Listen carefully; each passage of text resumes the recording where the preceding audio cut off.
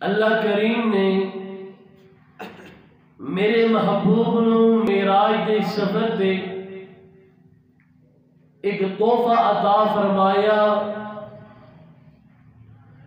جس تحفے کی قدر میرے اور تواڈے پیر و مرشد نے زندگی دے آخری لمحات تک کی تھی۔ اللہ کریم نے اس تحفے نو اسلام دے 5 بنیادی ارکان دے وچ شامل فرمایا،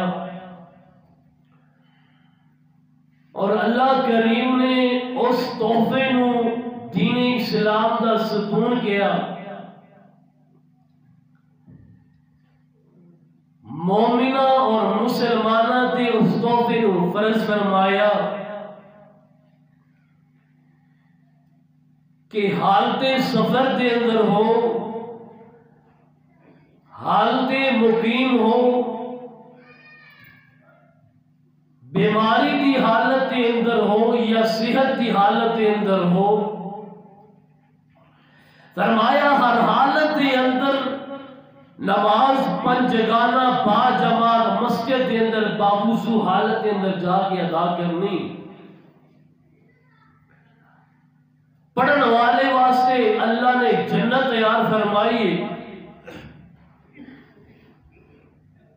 لیکن نماز پڑھن دے اندر بڑا فرق ہے۔ کچھ لوگ جان چھڑاتے نے، کچھ لوگ فرض ادا کرتے نے، حق ادا کرتے نے۔ جنہوں نے جان چھڑائی انہوں نے سمجھو کہ تحفے دی قدر نہ کی تھی،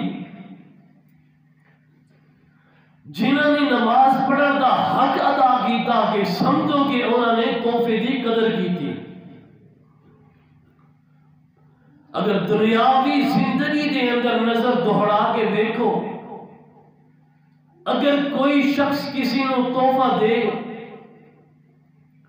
دین والا بھی بڑے مان نال دیندا ہے اور لین والا وصول کرن والا بھی اودی بڑی قدر کرتا ہے، انہوں سنبھال کے انہوں صاف ستھرا کر کے سجا کے رکھدا ہے، بلکہ لوگاں نوں وکھاوندا ہے، لوگاں نوں دسدا ہے کہ فلاں بندے نے مینوں اے شے گفٹ کیتی۔ حالانکہ وہ شے دنیا دے اندر صرف کام آئے گی، لیکن میرے رب نے جڑا تحفہ اور گفٹ اپنے محبوب پیغمبر نو عطا فرمایا، اودیاں برکتاں، اودیاں رحمتاں دنیا دے اندر بھی نظر آن گیاں اور آخرت دے اندر بھی۔ نبی مکرم صلی اللہ علیہ وسلم دے فرمان دے مطابق سب تو پہلا اس تحفے دے بارے سوال کیتا جائے گا، ان اول ما يحاسب به العبد يوم القیامت الصلاۃ۔ اپنے آپ نو مسلمان کہلاؤن والے ہو، اپنے آپ نو مومن کہلاؤن والے ہو، دسو میرے تحفے دی کتنی قدر کیتی جے؟ میں تحفہ بڑی چاہت نال دیتا، ان لائنہ لگیاں ہون گیاں، کچھ نے تحفے دی قدر کی تھی، کچھ نے تحفے نو ٹھکرایا اور کچھ نے تحفے دا حشر بگاڑیا۔ کامیاب وہ ہوئے گا جنہیں تحفے دی حقیقی معنی دے اندر قدر کی تھی۔ فرمایا بچہ 7 سال کا ہو جائے پیار نال کہو بیٹا نماز پڑھو، مروا اولادکم بالصلاۃ۔ اگر 10 سال کا ہو جائے تو فرمایا نماز نہ پڑھے، سختی دے نال بچے نو نماز پڑھاؤ۔